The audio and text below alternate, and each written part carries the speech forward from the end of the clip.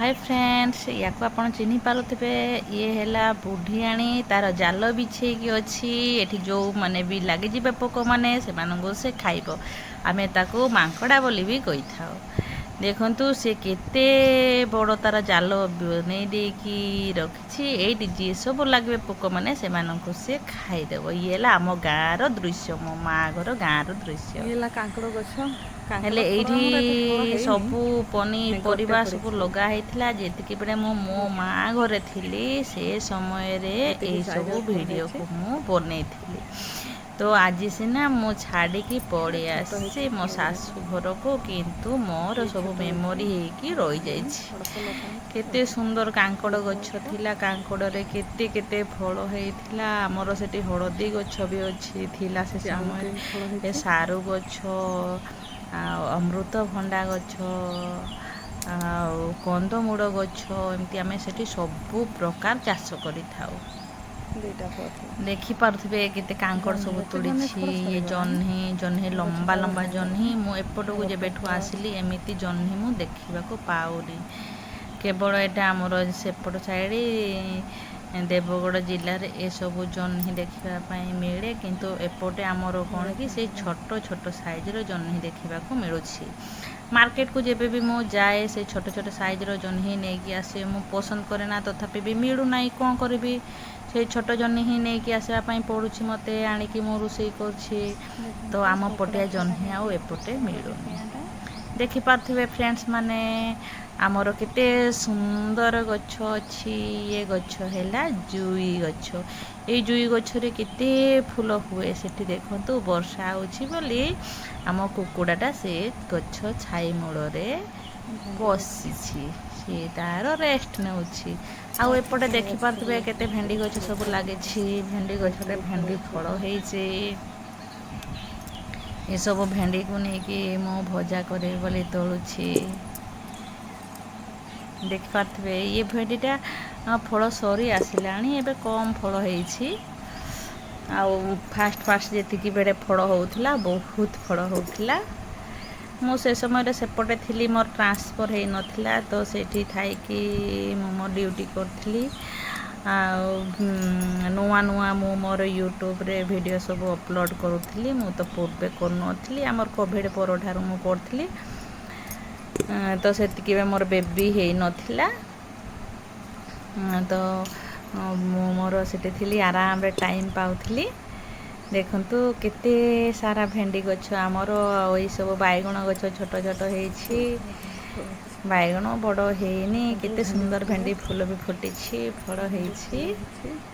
ଦେଖିପାରୁଥିବେ। ଛୋଟ ଫଳଟା ତୋଳିବାନି, ବଡ଼ ଫଳ ତୋଳିବା।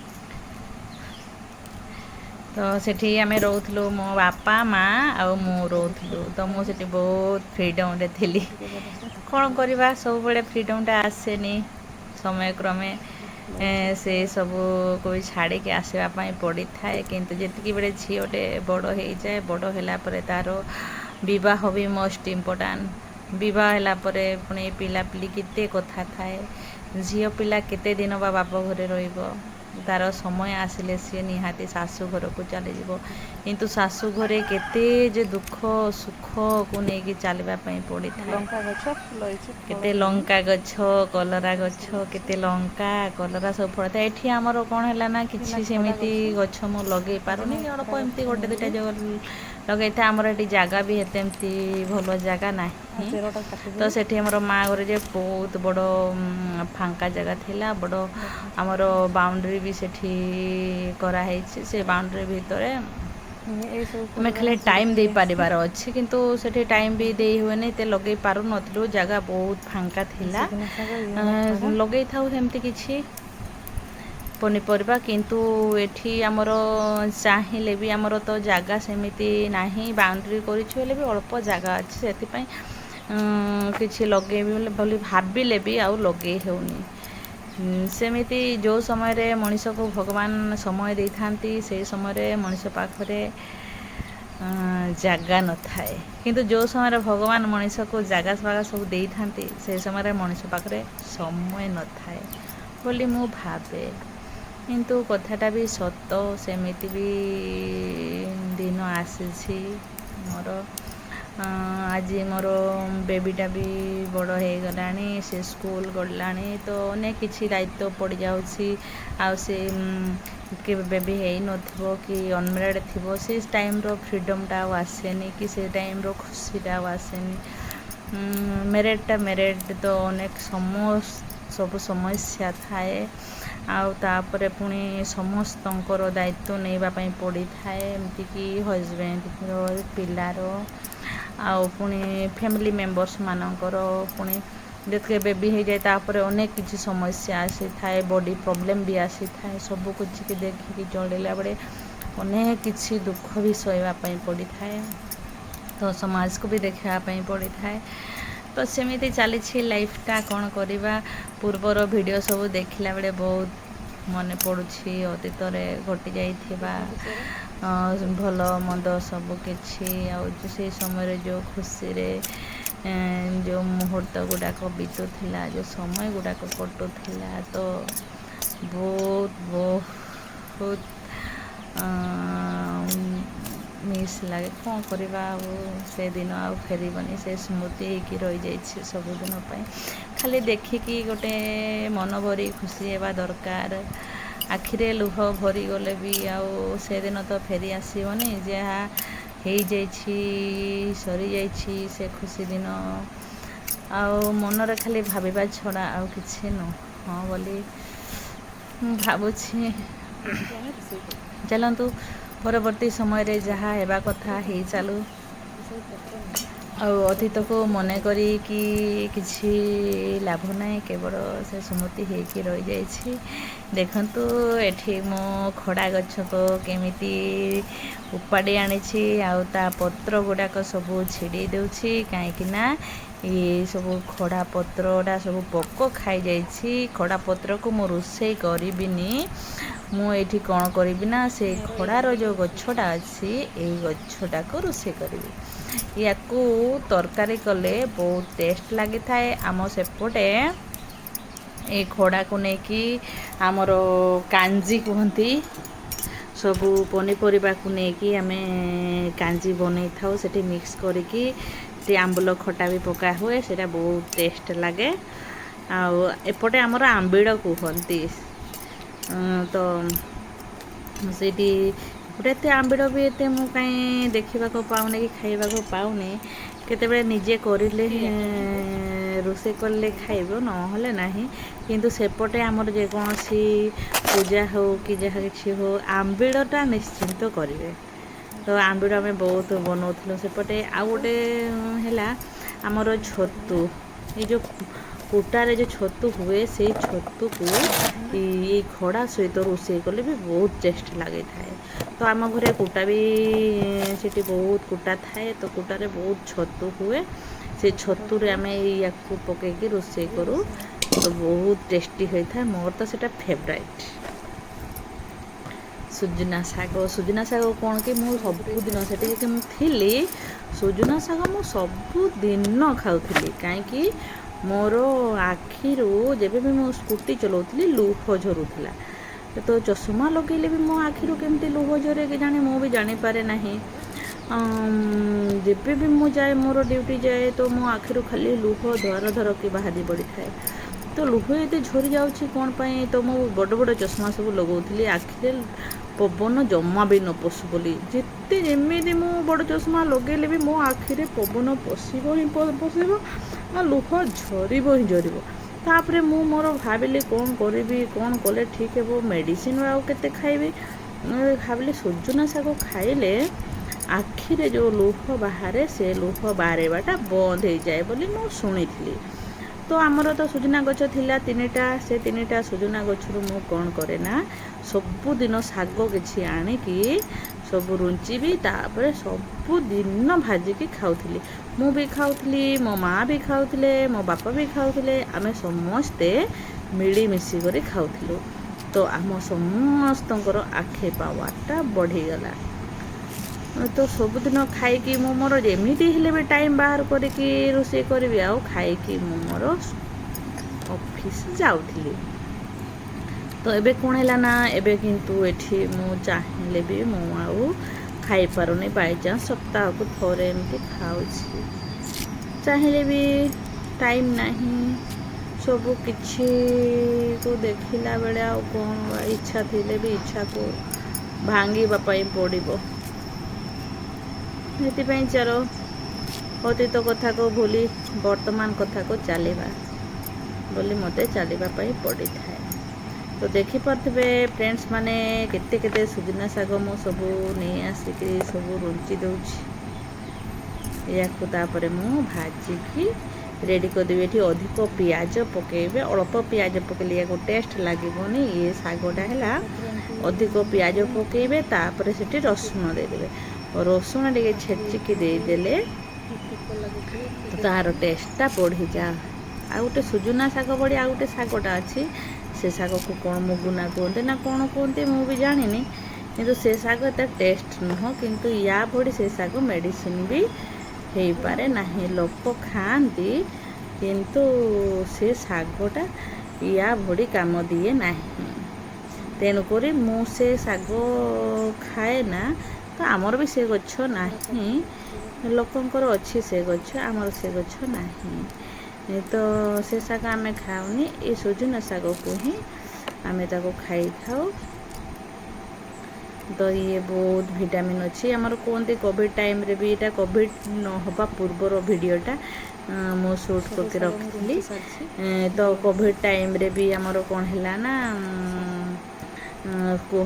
କହୁଥିଲେ ନ୍ୟୁଜ୍ରେ ତ ଦେଉଥିଲା, ମୁଁ ଦେଖିଥିଲି ସୁଜନା ଶାଗ ଯଦି ପ୍ରତିଦିନ ଖାଇବେ ରୋଷେଇ କରିକି ତ କୋଭିଡ଼ରୁ ମୁକ୍ତ ହେଇଯିବେ। କାମ ଚାଲିଛି। ଏଇ ହେଲା ଆମ ଘରେ ଧାନ ସବୁ ଧାନ ସିଝେଇଥିଲେ। ଶୁଖଉଛ କି? ଆମର ଲେବର ମାନେ ସବୁ ଧାନ ଶୁଖଉଛନ୍ତି। ହେଁ ଆମର ଧାନ ଚାଷ ବି ଓହୋ ହୁଏ, ତ ଧାନ ସିଝେଇଛନ୍ତି ଧାନ ସିଝା ସମର ହେଇଥିଲା ତ ଭେକେସନ୍ ଟାଇମ୍ରେ। ଶୁଖଉଛନ୍ତି। ଆମ ଧାନ ଦେଖନ୍ତୁ ସବୁ ଧାନକୁ ସିଝେଇ ଦେଇଥିଲେ, ତ ସବୁ ଶୁଖେଇ ଦେଉଛନ୍ତି। ମୁଁ ୟାର ବି ଭିଡ଼ିଓଟା ଆଉ ସବୁ ସୁଟ୍ କାମ ଚାଲିଛି। କରିଦେଇଛି, କିନ୍ତୁ ସେ ଏଇ ସମୟରେ ସବୁ ଏଠି ସୁଟିଂ କରିକି ରଖିଦେଇଥିଲି। ଆଜି ମୋର ଏ ଉପରେ ମେମୋରି ପ୍ଲାଷ୍ଟର ହେଇକି କରିଦେବେ। ରହିଯାଇଛି ଆମ ଏପଟେ ଘରର ସିମେଣ୍ଟ ବୋଳ ଦେଇଛନ୍ତି, ଚତୁଃପାର୍ଶ୍ୱ। ଏପଟେ ସବୁ କାମ ଚାଲିଛି। ଆଜି ଏତେ ବର୍ଷା କେତେ ହେଲା, ଖୁସି ବର୍ଷାରେ ଲାଗୁଛି ସବୁ ଆଜି ମୁଁ ଖରାପ ଏଠି ହେଇଯାଇଥିଲା। ଶାଶୁଘରେ ବସିକି ନେକ୍ସଟ ଟାଇମ୍ ପୁଣି ଆମର ଆଉଥରେ କାମ ଷ୍ଟାର୍ଟ ଅତୀତରେ ହେଲା। ଯେଉଁ ସବୁ ଥିଲା, ଏଇ ଯେଉଁ ସବୁ କାମ ସିନ୍ କରୁଛନ୍ତି, ଗୁଡ଼ାକ ମୁଁ ଦେଖୁଛି। ଏବେ ତ ଏଇ ସବୁ ସିନ୍ କାମ ଅନେକ ଚାଲିଛି। ବଦଳି ଯାଇଛି। ବାପା ବସିଛନ୍ତି, ଏଇ ସେଇଥିପାଇଁ ଆମର ଭିଡ଼ିଓ ସବୁ ବୋହୂ ସୁଟ୍ ଏଠି ଛିଡ଼ା କରିକି ହେଇଛନ୍ତି। ରଖିଲେ ଧାନ ଶୁଖୁଥିଲେ, ଭବିଷ୍ୟତରେ ଆମେ ଏଇସବୁ ସବୁ ମସଲା ଦେଖିଲେ ସବୁ ଏଠି ବହୁତ ଖୁସି ଏଠି ଲାଗିବ, ବୁଡ଼େଇ ବହୁତ ଦିଆହେଇଛି। ମିସ୍ ଲାଗିବ ବର୍ଷା ପାଇଁ ସେଇ କାମ ହେଇପାରିଲାନି ସମୟକୁ। ତ, ଏଇଠି ସବୁ ଢାଳି ଦିଆଯାଇଛି। ଦେଖିପାରୁଥିବେ ସେପଟେ ଏ ଆଉ ସବୁ ଜଣେ ବୋଉ କେତେ ଧାନ କେତେ ଫୁଲ ଗଛ ସିଝଉଛନ୍ତି। ଲଗାଇଛି, ଧାନ ସିଝଉଛନ୍ତି। ଆମର ଏଇ ବାହାରେ ଖରା ହଉଥିଲା ସେଥିପାଇଁ ଧାନଟା ସବୁ ସିଝେଇ ଗଛ ଦେଲେ, ସବୁ କିନ୍ତୁ ଅଛି, କେତେ ବଡ଼ ବଡ଼ ଏଇ ଆମ୍ବ ବର୍ଷା ଗଛ ହେଇଗଲା, ଅଛି। ଆମର ସେ ପୁଣି ପ୍ରୋବ୍ଲେମ ହେଇଯାଇଛି। 3ଟା ଆମ୍ବ ଗଛ ଅଛି। ଏ ସବୁ କାମ ତ ଚାଲିଛି। ଗୋଟେ ହେଲା ମେ ମାସରେ ପାଚିଯାଏ ଆମ୍ବଟା, ତାପରେ ଏପଟେ ମିସ୍ତ୍ରୀ ଆଉ କାମ ମେ କରୁଛନ୍ତି, ମାସ ସେ ନୂଆ ମିସ୍ତ୍ରୀ। ଏଣ୍ଡିଙ୍ଗ ବେଳେ ଗୋଟେ, ତାପରେ ଲାଷ୍ଟ ଏ ଦେଖନ୍ତୁ ସେ ଜୁଲାଇରେ କାମ ଗୋଟେ ହଉଛି ନା ପାଚେ। ବାବୁ। ଏ ହେଲା ଆମ ମିସ୍ତ୍ରୀ ଆଚ୍ଛା, ବାବୁ, ଆମ ଗାଁର। ଏ ଏ ସବୁ କଣ କରୁଛ? କରୁଛନ୍ତି କାନ୍ଥ, କାହିଁକିନା ଏ ବାଟ ଆଚ୍ଛା, ଦେଇକି ସାପମାନେ ପଳେଇ ଆସିବେ ବୋଲି ମୋ ବହୁତ ବଢିଆ ବାପା କାମ ଏସବୁ ହଉଛି, ପୁରା ପ୍ଲାନିଂ ଫିନିସିଂ କାମ କରିଛନ୍ତି। ହଉଛି।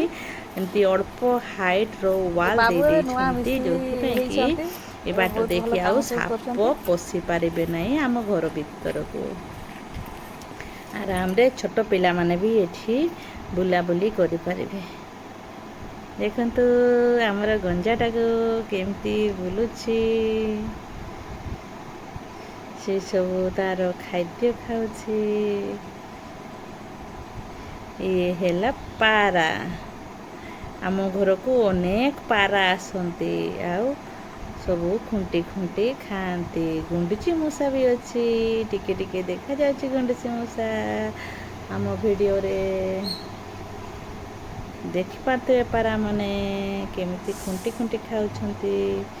ଆଉ କୁକୁଡ଼ାମାନେ ସବୁ ଗଛ ଡାଳରେ ବସିକି ତାଙ୍କର ଢେଣା ଛାଡ଼ୁଛନ୍ତି। ଗୁଣ୍ଡୁଚି ମୂଷା ତଳେ ଟୁକ୍ ଟୁକ୍ ହେଇ ବୁଲୁଛି।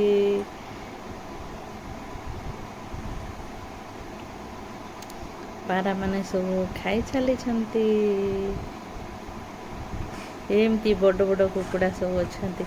ଏଇ ବଡ଼ ମାଇ କୁକୁଡ଼ାଟାକୁ ମୁଁ ନେଇକି ଆସିଥିଲି, ୟାକୁ କିଣିକି ଆଣିଥିଲି। ସନ୍ଧ୍ୟା ସମୟର ଦୃଶ୍ୟ ଏଇସବୁ ଗାଁ ରାସ୍ତାରେ ଏମିତି ସନ୍ଧ୍ୟା ହେଇଗଲା ମାନେ ଯେଉଁମାନେ ଗାଈ ଚଳେଇକି ସେମାନେ ସବୁ ଘରକୁ ଫେରୁଥାନ୍ତି, ଗାଈମାନଙ୍କୁ ସବୁ ଖେଦିକିରି ନେଉଥାନ୍ତି। ତ ମୁଁ ଭାବିଲି ଚାଲ ଏବେ ଗୋଟେ ଗାଈମାନଙ୍କର ଗୋଟେ ଭିଡ଼ିଓ ଗୋଟେ ସୁଟ୍ କରିଦେବି। ତ ମୁଁ ଗଲି ଗାଈମାନଙ୍କର ଗୋଟେ ଭିଡ଼ିଓ ସୁଟିଂ କରିଦେଲି। ଦେଖନ୍ତୁ କେତେ ସୁନ୍ଦର ଦେଖାଯାଉଛନ୍ତି ଗାଈମାନେ, କିନ୍ତୁ ଗାଈମାନେ ଆଗେ ପଳେଇ ଯାଉଛନ୍ତି। ବାଛୁରୀ ଛୁଆମାନେ ଏତେ ସ୍ପିଡ଼ରେ ଯାଇପାରୁନାହାନ୍ତି, ସେମାନେ ପଛେ ଚାଲିଛନ୍ତି। ହେଲା ଆମର ମାଇ କୁକୁଡ଼ାଟା, ତା ସହିତ ତାର ଗଞ୍ଜାଟା ବି ବୁଲୁଛି, ଦିଟା ଛୁଆ ବୁଲୁଛନ୍ତି। ଏଇ ସିନ୍ଟା ହେଲା ମୁଁ ଜାଣିପାରୁନି ଏ କେଉଁଠିକାର ସିନ୍। ଆଚ୍ଛା, ଇଏ ହେଲା ଆମ ବାଉଣ୍ଡ୍ରି ବାହାରର ସିନ୍, ରାସ୍ତା ସାଇଡ଼ର ସିନ୍ଟା। ଦେଖନ୍ତୁ କେତେ ବଡ଼ ବଡ଼ ଗଛ ସବୁ ଆମ ଗାଁରେ ଅଛି, ସବୁ ଶାଳ ଗଛ। ଏଠି ତ ମୁଁ ଶାଳ ଗଛ ଦେଖିବାକୁ ପାଉନି ଆମ ଯାଜପୁର ଜିଲ୍ଲାରେ। ଅନ୍ୟ ଆଡ଼େ ମୁଁ କହିପାରିବିନି, କିନ୍ତୁ ଆମ ଘର ଯେଉଁଠି ଅଛି ସେ ପାଖରେ ଶାଳ ଗଛର ନାହିଁ ନା ଗଛ ଦେଖିବାକୁ ଜମା ବି ମିଳୁନାହିଁ। କୁକୁର ଦିଟା ଗାଈମାନଙ୍କ ପଛେ ବୁଲୁଥିଲେ। ଏମାନଙ୍କୁ ବି ମୁଁ ଭିଡ଼ିଓ ସୁଟ୍ କରିଦେଲି। ଏ ହେଲା ଆମ ଘର ସାଇଡ଼ରେ ଗୋଟେ ସାଇକେଲ ଦୋକାନ ଦେଇଥିଲେ, ସେଇ ସାଇକେଲ ଦୋକାନ ଘରର ଭିଡ଼ିଓଟା। ଏ ରାସ୍ତା ସବୁ ଏମିତି ଖଣ୍ଡିଆ ହେଇଯାଇଥିଲା, କିନ୍ତୁ ବର୍ତ୍ତମାନର ରାସ୍ତା ପୁରା ସୁନ୍ଦର ଚକାଚକ ରାସ୍ତା ହେଇଯାଇଛି। ଆଉ ଏମିତି ପୂର୍ବ ଭଳି ରାସ୍ତା ଆଉ ନାହିଁ। ଆଜିକୁ 4 ବର୍ଷ ତଳର ରାସ୍ତା ଏମିତି ଥିଲା ରାସ୍ତା। ଛୁଆମାନେ ସବୁ ରାସ୍ତାରେ ସାଇକେଲ ଚଲାଉଥିଲେ, ଶିଖୁଥିଲେ ସାଇକେଲ ଚଲାଇବା। ସାଇକେଲ ସବୁ ଚଲାଉଛନ୍ତି।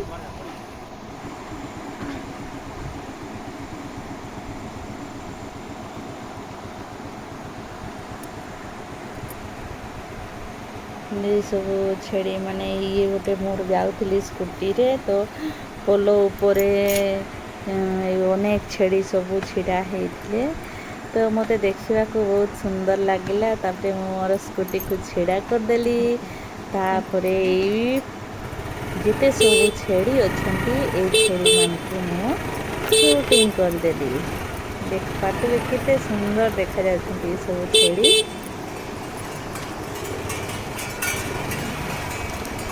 କେତେ ଛେଳି ସବୁ। ଇଏ ହେଲା ଜାଲୁସୁଆଁ ଭିଲେଜର ବ୍ରିଜ୍। ଏ ବ୍ରିଜ୍ର ନାଁ ଥିଲା ତ ନୁହଁ, ଏ ବ୍ରିଜ୍ର ନାଁ ହେଉଛି ବାଲଧର ବ୍ରିଜ୍। ଏଇଟା ବହୁତ ପୁରୁଣା ବ୍ରିଜ୍। ୟା ଉପରେ ଆଉ ଗୋଟେ ନୂଆ ବ୍ରିଜ୍ ବି ହେଇଯାଇଛି। ଯେତିକି ବେଳେ ମୁଁ ଏଇ ବ୍ରିଜ୍ ଦେଇକି ଯାଉଥିଲି,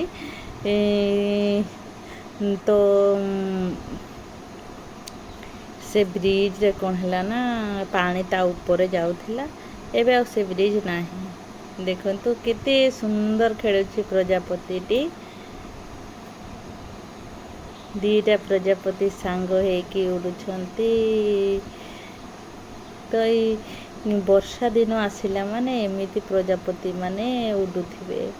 କେତେ ସୁନ୍ଦର ଲାଗୁଛି, କେତେ ଖୁସିରେ ସେମାନେ ଉଡ଼ୁଛନ୍ତି। ଦିଟା ପ୍ରଜାପତି, ସିଏ ତାକୁ ଛୁଇଁ ଦେଉଛି ଉଡ଼ି ପଡ଼ୁଛି, ଇଏ ତାକୁ ଛୁଇଁ ଦେଉଛି ଉଡ଼ୁଛି। କେତେ ସୁନ୍ଦର ସିନ୍। ଏମିତି ସିନ୍ ଆଉ ମୁଁ ଦେଖିବାକୁ ପାଉନି। ଏଠି ଏମିତି ପ୍ରଜାପତି ନାହାନ୍ତି, ବଡ଼ ବଡ଼ ପ୍ରଜାପତି। ଏଠି ଖାଲି ୟେଲୋ କଲର୍ର ଛୋଟ ପ୍ରଜାପତି ଦେଖିବାକୁ ମିଳୁଛନ୍ତି। କିନ୍ତୁ ସେଠି ଆମର ମା' ଘରେ ତ ଏତେ ସୁନ୍ଦର ପ୍ରଜାପତି, ବିଭିନ୍ନ ଭେରାଇଟିର ପକ୍ଷୀ ସବୁ ଆମ ଘରକୁ ଆସିଥିଲେ। କାହିଁକିନା ଆମ ଘରେ ବହୁତ ସାରା ଗଛ ଥିଲା, ବହୁତ ସାରା ଫଳ ଫଳେ। ତ ସେ ଫଳ ସବୁ ଖାଇବା ପାଇଁ ଅନେକ ପ୍ରକାର ପକ୍ଷୀ ସବୁ ଆସୁଥିଲେ, ଏମିତି ପ୍ରଜାପତି ମାନେ ବି ଆସୁଥିଲେ। ତ ଦେଖିବା ପାଇଁ ହିଁ ବହୁତ ଖୁସି ଲାଗେ। ମନ ବି ଯଦି କଷ୍ଟ ଥିବ, ତ ଏମାନଙ୍କୁ ଦେଖିଦେଲେ ମନ ବହୁତ ଖୁସି ହେଇଯିବ। ଗୋଲାପ ଫୁଲ, ଏଇ ଗୋଲାପ ଫୁଲକୁ ମୁଁ ଲଗେଇଥିଲି। ଇଏ ହେଲା ଦେବଗଡ଼ରୁ ମୁଁ ଆଣିଥିଲି, ମାର୍କେଟରୁ ଆଣିକି ସେଠି ମୁଁ ଲଗେଇଥିଲି। ଆମ ଘରେ କେତେ ସୁନ୍ଦର ହେଇଛି। ତା ପାଖରେ ଅଛି ଲିଚୁ ଗଛ। ସେ ଲିଚୁ ଗଛକୁ ବାପା ଲଗେଇଥିଲେ। ସେ ଲିଚୁ ଗଛରେ ବହୁତ ଲିଚୁ ଫଳ ହୁଏ। ଖଡ଼ ହୁଏ କିନ୍ତୁ ଗୋଟେ ପ୍ରୋବ୍ଲେମ୍ ତାର ସେ ଲିଚୁ ଗୁଡ଼ା କେମିତି କେଜାଣି ଫାଟିଯାଏ ତ ଏତେ ଖାଇବା ପାଇଁ ଇଣ୍ଟରେଷ୍ଟ ଲାଗେନି। ଯେଉଁଗୁଡ଼ାକ ଫାଟି ନଥାଏ ଖାଇବା ପାଇଁ ଇଚ୍ଛା ଲାଗେ, ବହୁତ ଟେଷ୍ଟି ଲାଗେ ସେ ଲିଚୁଟା। ଇଏ ହେଲା ମନ୍ଦାର ଗଛ, ୟାକୁ ବି ମୁଁ ଲଗେଇଥିଲି। ୟାକୁ ମୁଁ ଯେଉଁଠି ସର୍ଭିସ୍ କରିଥିଲି ସେଇଠୁ ମୁଁ ନେଇକି ଆସିଥିଲି ଜାଲିସୁଆଁରୁ ଜଣଙ୍କ ଘରୁ। ଏବେ ଗଛ ଅଛି ନା ନାଇଁ ମୋର ମନେ ପଡ଼ୁନି ଆମ ଘରେ, କିନ୍ତୁ ଏ ଗଛ ଲଗେଇଥିଲି। କେତେ ସୁନ୍ଦର ବଡ଼ ବଡ଼ ଫୁଲ ହେଇଛି। ମୋର ଗଛ ଲଗେଇବାର ବହୁତ ସଉକ। କେତେ ସୁନ୍ଦର ସୁନ୍ଦର ଗଛ ସବୁ ଲଗେଇଥିଲି, କେତେ ଫୁଲ ଫୁଟୁଥିଲା, ପୂଜା କରୁଥିଲି। ଆଉ ଏବେ ମୁଁ ଚାହିଁଲେ ବି ସେମିତି ଗଛ ବି ଲଗେଇ ପାରୁନି। ଲଗେଇବି ବା କେଉଁଠି ସେମିତି ଜାଗା ହିଁ ନାହିଁ। ବହୁତ ସୁନ୍ଦର ସୁନ୍ଦର ଗଛ ସବୁ ଲଗେଇବା ପାଇଁ ମୁଁ ଭାବେ, କିନ୍ତୁ ଜାଗା ନଥିବାରୁ ମୁଁ ଲଗେଇ ପାରେନି। ଆଉ କେୟାର ନେବା ପାଇଁ ଆମର ସେଠି ତ ପୁରା କଭର, ତ ସବୁ ଯାହା ଲଗେଇବ ସେ ଗଛ ରହିବ। ଏଠି ଲଗେଇଲେ ବି ରହିବନି। ଫୁଲ ଲଗେଇଥିବ, ଫୁଲ ଗଛ ଯିଏ ହେଲେ ବି ଛିଡ଼େଇକି ତାକୁ ନେଇଯିବେ, ତ ମନଟା ଭାରି କଷ୍ଟ ହୁଏ। ସେଥିପାଇଁ ମୁଁ ଆଉ ଲଗଉନି ଫୁଲ ଗଛ। ଯାହା କେତେଟା ଗଛ ଅଛି ସେ ଗଛରେ ଫୁଲ ଫୁଟୁଛି, ଫୁଲ ଫୁଟିଥାଏ। ହେଲେ କ'ଣ ହେଲା, ମୁଁ ପୂଜା କରିବା ପାଇଁ ଫୁଲ ତୋଳିଯିବେ, ସେ ଗଛରେ ଫୁଲ ନଥିବ, ତ ମୋ ମନଟା ଭାରି କଷ୍ଟ ହୁଏ। ସେଥିପାଇଁ ମୁଁ ଆଉ ଗଛ ଲଗାଉନି, ଯାହା ହେବ ଥାଉ।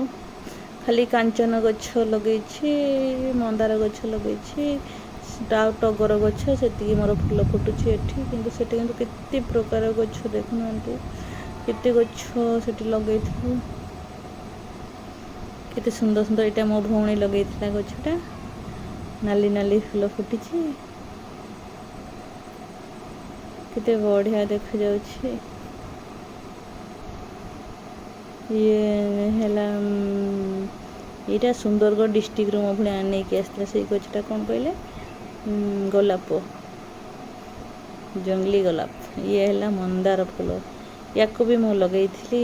ଦେଖନ୍ତୁ କେତେ ସୁନ୍ଦର ଲାଲ ମନ୍ଦାର, ପୁରା ଭରି ଭରି ଫୁଲ ହୁଏ ମନ୍ଦାର ଗଛରେ। ମନ୍ଦାର ଫୁଲ ଆମର ମଙ୍ଗଳା ପୂଜାରେ କି ଦୁର୍ଗା ପୂଜା, ତାରିଣୀ ମାଆଙ୍କୁ ପୂଜା କଲେ ଫୁଲ ଦରକାର ହୁଏ, ସେଥିପାଇଁ ଲଗେଇ ଦେଇଥିଲେ ମନ୍ଦାର ଫୁଲ। କ'ଣ କି ଯେତିକି ଫୁଲ ଆବଶ୍ୟକ ପୂଜା କରିବା ପାଇଁ ସାଙ୍ଗେ ସାଙ୍ଗେ ତୋଳି ଆଣିଲା, ଫୁଲ ଚଢ଼େଇଦେଲି। ଆଉ ମାର୍କେଟରୁ ନେଇ ଆସ କି ଆଉ କାହାଠୁ ନେଇ ଆସ, ସେଥିପାଇଁ ବି ପୁଣି ଟାଇମ୍ ଦରକାର। ତ ନିଜ ଘରେ ଲଗେଇ ଦେଇଥିଲେ, ମନ ଇଚ୍ଛା ତୋଳିବ, ପୂଜା କରିବ, ଯାହା କରିବା କଥା କରିବ।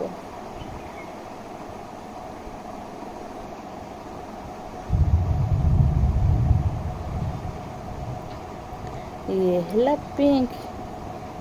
ପିଙ୍କ କଲର୍ର ମନ୍ଦାର, ୟାକୁ ବି ମୁଁ ନେଇ ଆସିଥିଲି, ୟାକୁ ଲଗେଇ ଦେଇଥିଲି। କେତେ ପ୍ରକାର, ମୁଁ 4 ପ୍ରକାର ମନ୍ଦାର ଫୁଲ ଲଗେଇଥିଲି, ସବୁ ଫୁଲ ଫୁଟୁଥିଲା। ଏଇଠି କିନ୍ତୁ ମୁଁ ଚାହିଁଲେ ବି ମୁଁ ଗୋଟେ ଗଛଟେ ଲଗେଇ ପାରୁନି, କିଛି ନାହିଁ, ଖାଲି ପଡ଼ିଆ। କେତେ ସୁନ୍ଦର ଲାଗୁଛି। Miss you my village.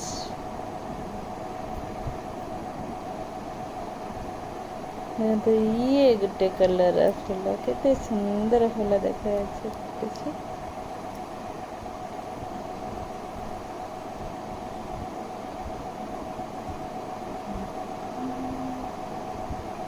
ସାଙ୍ଗମାନେ ମୋ ଭିଡ଼ିଓଟା ଏତିକି